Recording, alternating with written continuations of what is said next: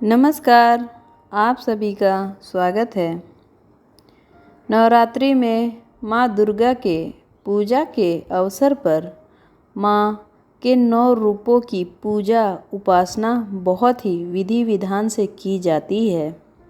इन रूपों के पीछे तात्विक अवधारणाओं का परिज्ञान धार्मिक, सांस्कृतिक और सामाजिक विकास के लिए आवश्यक है।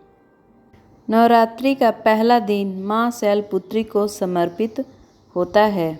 मार्कंडेय पुराण के अनुसार माँ शैलपुत्री पर्वतराज यानी शैलराज हिमालय की पुत्री हैं। पर्वतराज हिमालय की पुत्री होने की वजह से उनका नाम शैलपुत्री पड़ा। कहा जाता है कि माता शैलपुत्री का वाहन बैल है, जिसकी वजह से उन्हें वृषारूणा के नाम से भी जाना जाता है। माँ शैलपुत्री का स्वरूप बहुत ही अद्भुत माना गया है।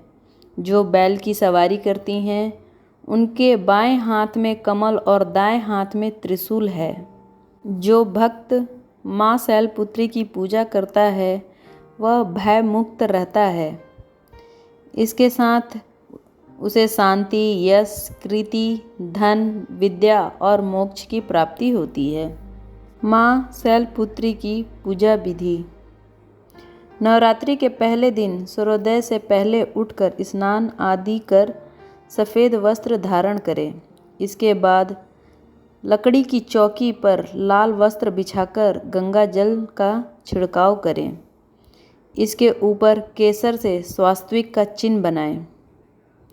अब इसके ऊपर माँ शैलपुत्री की प्रतिमा स्थापित करें। यदि आपके मंदिर में माँ शैलपुत्री की प्रतिमा अलग से नहीं है तो माँ दुर्गा की प्रतिमा स्थापित करें। माँ शैलपुत्री देवी भगवती का ही स्वरूप हैं। इस दिन माता को सफ़ेद वस्त्र और सफ़ेद फूल चढ़ाना चाहिए। साथ ही सफ़ेद रंग की मिठाई का भोग लगाएं।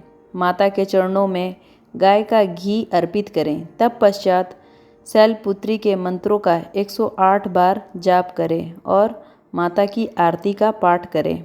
मान्यता है कि माँ को सफ़ेद रंग की मिठाई का भोग लगाएं व चढ़ाएं और घी अर्पित करने से माता प्रसन्न होती हैं और भक्तों पर सदैव अपना आशीर्वाद बनाए रखती हैं। माँ शैलपुत्री के मंत्र। ओम ऐं ह्रीं क्लीं चामुंडाय विच्चय ओम शैलपुत्री देव्यै नमः। इस मंत्र का जाप करने से माँ शैलपुत्री शीघ्र ही प्रसन्न होती हैं। माता शैलपुत्री की पौराणिक कथा। माँ शैलपुत्री को माता पार्वती का स्वरूप माना जाता है। पौराणिक कथा के अनुसार एक बार राजा दक्ष ने एक विशाल यज्ञ का आयोजन किया। इस यज्ञ में उन्होंने सभी देवी देवताओं व राजा महाराजाओं को आमंत्रित किया, लेकिन भगवान शिव का अघोर रूप होने के कारण उन्हें आमंत्रित नहीं किया। जब देवी सती को अपने पिता द्वारा आयोजित इस विशाल यज्ञ के बारे में पता चला तो उनका मन यज्ञ में शामिल होने के लिए व्याकुल होने लगा। उन्होंने भोलेनाथ से अपनी इच्छा जताई। भोलेनाथ ने कहा कि किसी कारण रुष्ट होकर राजा दक्ष ने हमें यज्ञ में शामिल होने का न्योता नहीं दिया है, इसलिए बिना आमंत्रण के यज्ञ में शामिल होना कदाचित अनुचित है। लेकिन देवी सती लगातार यज्ञ में शामिल होने के लिए भगवान शिव से कहती रहीं। माता सती के आग्रह पर भोलेनाथ ने उन्हें यज्ञ में शामिल होने की अनुमति दे दी।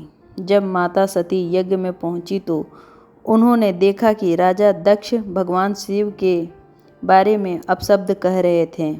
यह सब देख सती का हृदय ग्लानि और क्रोध से भर गया। उन्होंने सोचा कि भगवान शिव जी की बात न मानकर यहाँ आकर मैंने बहुत बड़ी गलती की है। वह अपने पति भगवान शिव के इस अपमान को सहन न कर सकी। उन्होंने अपने उस रूप को तत्काल ही वहीं अग्नि में जलाकर भस्म कर दिया। यह समाचार सुनकर भगवान शिव ने अपने गणों को भेजकर दक्ष का यज्ञ पूरी तरह से विध्वंस करा दिया। इसके बाद माता सती ने शैलपुत्री के रूप में अगला जन्म पर्वतराज हिमालय के घर में लिया। माँ शैलपुत्री की पूजा का महत्व। माँ शैलपुत्री अत्यंत सरल और सौम्य स्वभाव की हैं। धार्मिक ग्रंथों के अनुसार नवरात्रि के पहले दिन विधि विधान से माँ शैलपुत्री की पूजा अर्चना करने से सभी मनोकामनाएं पूर्ण होती हैं और जीवन में आने वाली सभी विघ्न बाधाओं का अंत होता है तथा वैवाहिक जीवन खुशहाल व्यतीत होता है।